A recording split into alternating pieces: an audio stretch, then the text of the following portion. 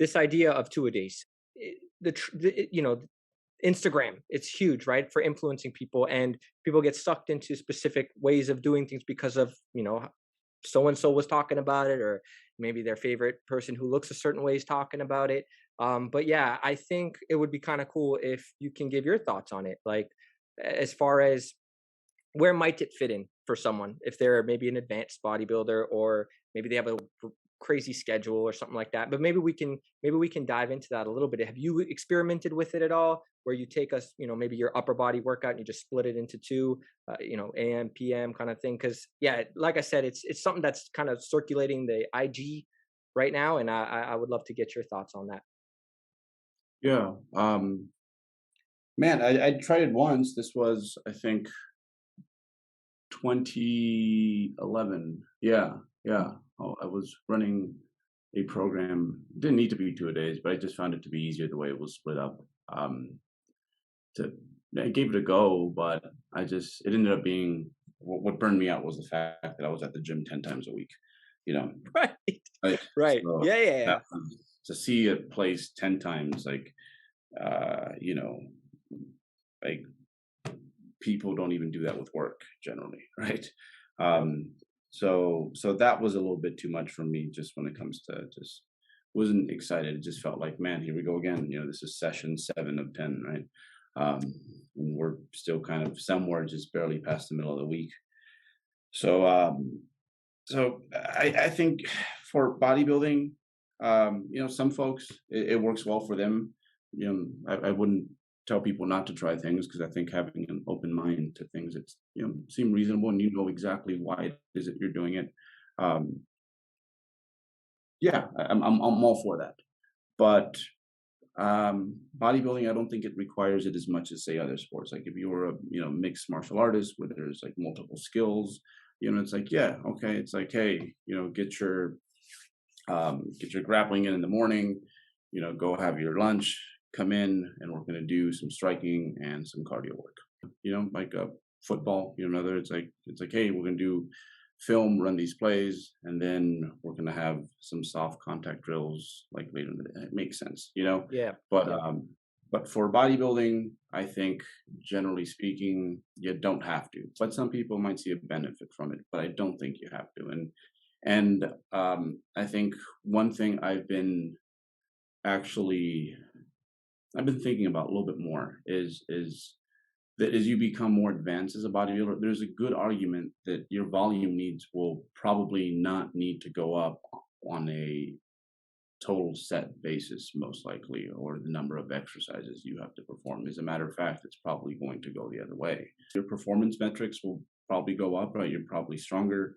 You probably just have better exercise selection overall. Your technique is probably greater, so it's like I think about I don't know what I could do with 10 sets 10 years ago compared to now, and it's a big difference. So yeah, like you'll see that you start to just be more efficient with what it is that you do there. So there might not be a need for that, because you might only have 12 total sets. I don't see how that has to be split into 6-6 or 8-4. Uh, you know, but for some people, again, like we all kind of fatigue a little differently. Yeah. Um, For sure. like I know that for Eric, for example, like he runs a more of a full body split, but to me, it's like it's easier and things actually seize up on me less if I just kind of pound away more through in one session when it comes to that area.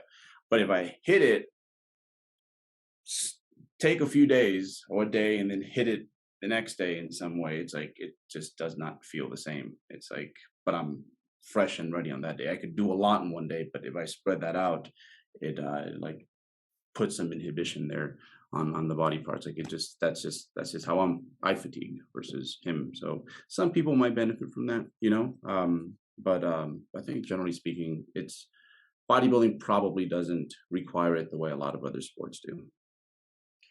I think that's huge that you mentioned that part, because yeah, cool preference, right? But just because you prefer something doesn't mean it's required to reach a specific Hmm. goal. And I think that's where people confuse the two, and then they get sucked into a situation where maybe it could have been avoided, whether it's they're, burnt out and now they're taking months off because they've accumulated, just psychological fatigue. Like you said, you were stepping in the gym and you're just like, man, this is too much now. Like 2 a days, 10 hours a week, whatever it was for you. I know for me personally, when I was trying it, I'm like, this is the best thing ever. Like, you take your regular upper body workout that took you 90 minutes or whatever, and you split it into two. But it's like, great, maybe there's not as much fatigue in one session, but maybe there's going to be the same amount of, maybe it's just getting displaced elsewhere, in this case more Okay. psychological fatigue.